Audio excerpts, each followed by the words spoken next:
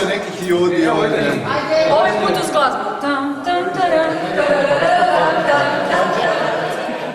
Samo tišina nutri ne zbori kad nestane zvuk. Imali smo dva snimanja, jedno za pjevanu Zlatnu krunicu i jedno za spot za pjesmu Pošalji duha svog Gospode. Meni početke za vječno. Lijepo iskustvo mogu reći, nekako je to vrijeme zapravo intenzivno, ali zajednički lijepo prošlo i mogu reći da smo se na setu stvarno svi dobro opustili i šalili i tako, evo, bilo je nekako vrlo spontano i mislim da će to biti dobro. Neka svi vide da o tebe govorim. Imali smo jednog molitelja u timu koji je godinama molio na tu nakanu, evo, za pjevanu Zlatnu krunicu. Njegovo ime je pater Ivan Dominik Iličić i imali smo jednoga u bendu koji imao nadahnuće i zapravo evo došao nekako do melodije koja je na kraju postala taj jedan napjev, nazovimo evo, za tu pjevanu Zlatnu krunicu. Njegovo ime je Dino Šubat. Dugogodišnji smo prijatelji i suradnici, evo, i oko nekih glazbenih projekta zajednički surađujemo i radimo. Najbolja scena na setu za mene osobno je kada Barbara bježi od novinara, ulazi u crkvu i tu se na neki način zaklanja u neku sigurnu luku. Tu je morala plakat malo, proizvesti tu emociju, suza, tako da to bilo ujedno i zabavno i emotivno. Nekako smo u sve to malo, evo, povezali još suradnju s nekim našim prijateljima, jer bazično je to snimio band Pobjeda svetih, ali evo tu je jedna suradnja isto sa našom prijateljicom i sestrom u Kristu, Melindom Dumitrescu iz Međugorja, zapravo sad živi u Međugorju ili možemo reći prvom violinom Međugorja. Gospode, pošalji duha svog, Gospode, ti. Pošalji duha svog, Gospode. Na snimanju i glazbe i videa bila je odlična atmosfera, zato što smo svi inače bliski prijatelji, sviramo zajedno na svetim misama, klanjanjima. Tu su bili još i neki drugi prijatelji iz drugih zajednica koji su se priključili i uskočili osvirati pojedine instrumente.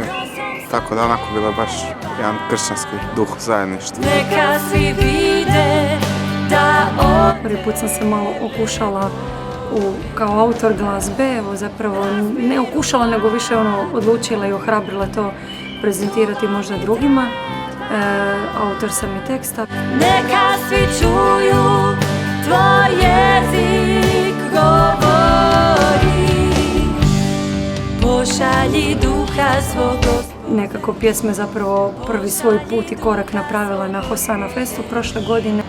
I bili smo već malo na knap sa rokom, tako da u biti Barbara je jako brzo napisala i tekst i glazbu, a još brže smo morali sve snimiti, napraviti aranžman, snimiti sve potrebne instrumente, praktički vokale, tako da smo to radili u jednom dosta stisnutom vremenskom roku. Pošalji duha svog, Gospode, pošalji duha svog, Gospode. Pjesma nije možda tipična slavljenička, s takvim prizvukom kako su ostale i koje su ih dosta slične. Dosta je živih instrumenata tu, odnosno dosta bendovske svirke, tako da se tu osjeti taj malo gađerski aranžman, nego neki jako isproducirani, isključivo studijski stil. Tako da smo to snimali kako se svira uživo.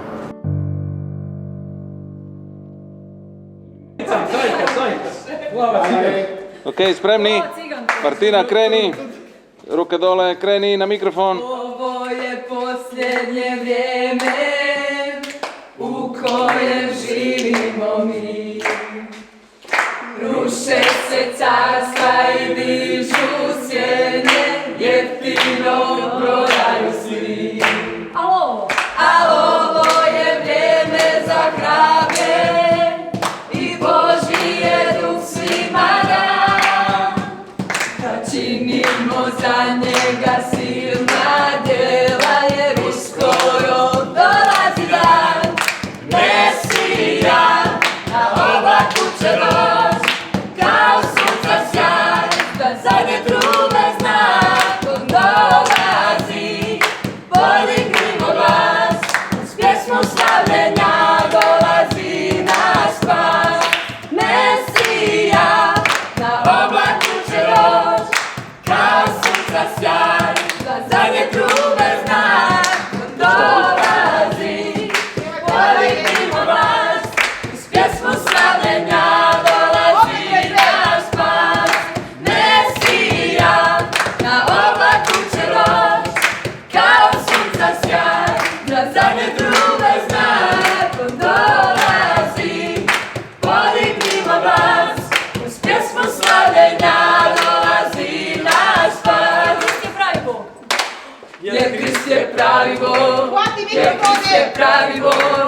jer Krist je pravi Bog, jer Krist je pravi Bog, jer Krist je pravi Bog, jer Krist je pravi Bog, jer Krist je pravi Bog, jer Krist je pravi Bog, jer Krist je pravi Bog, jer Krist je pravi Bog, jer Krist je pravi Bog, jer Krist je pravi. Ja na oblaku će doć, kao sunca sjaj, kad zadnje trube znak, on dolazi.